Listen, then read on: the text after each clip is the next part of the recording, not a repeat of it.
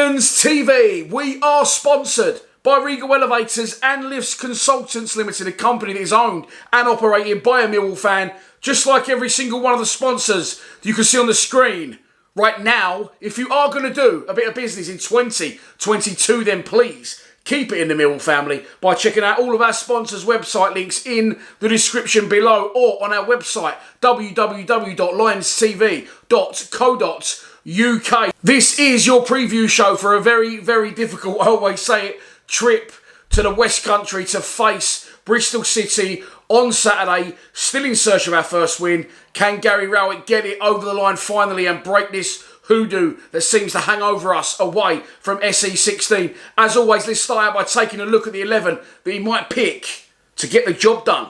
And so on the pitch, things are actually looking up. He's finally bitten a bullet and gone 4 at the back. We've now got 4 points from our last 2 games, including a win last time out against Middlesbrough and a clean sheet to boot. He has gone with an unchanged side in those last 2 games, so there is a case for him to do that again. Also, by the way, I'm completely aware of everything that's going on social media regarding Gary Rowett and his current situation at the job. For now, he is the Millwall manager. I think now it'll probably stay that way. So if you want to watch my thoughts on that, I put a video out yesterday, have a look at that. But I'm going to stick firmly today to the preview and the task at hand. As I said, there is a case for him to go with an unchanged side for a 3rd match in a row. Do I think he'll do that?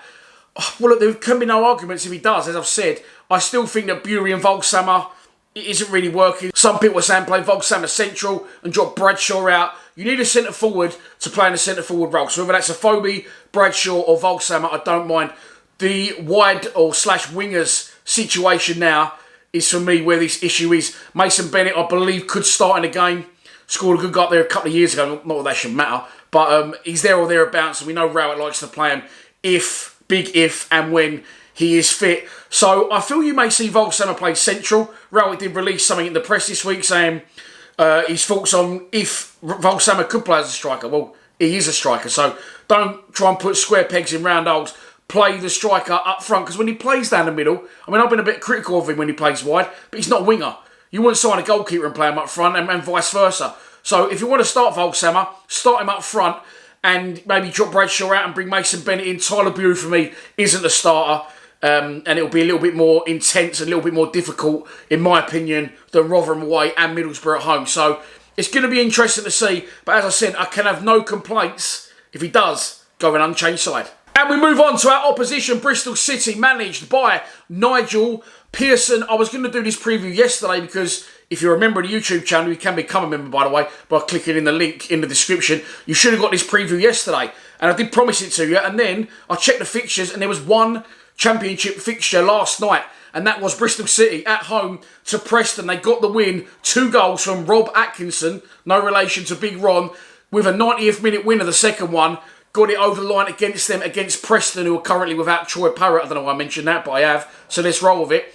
Previous to this, Bristol City had lost 4 of their last 5 games and drawn the other one. So they were in decline, but they got that aforementioned 90th minute goal, and it's put them in a good position going into Saturday's game at Ashton Gate against us. And our opponents currently sit 11th in the table, 4 places and 1 point above us, which means, of course, if we beat them at Ashton Gate on Saturday, we will leapfrog them and build on this very recent, quite good run. It's only 2 games, but you've got to start somewhere. We do usually go on a good runs towards the end of sort of a year, don't we? So hopefully we can build a little bit of momentum. Having said that, you've got the fucking World Cup coming up. Look, over 1,000 Millwall fans will be travelling. We did request an extra 300 from Bristol City, and they've given it to us. So it's something like 1,350. I don't think it's yet sold out, but I expect it to before Saturday. Why are we taking so many? I don't know. It's not that far, but it's an absolute poxy journey. So we're taking them anyway, and is it a happy hunting ground for us? We've done more over there recent couple of years. Remember Jake Cooper scoring a late winner one year.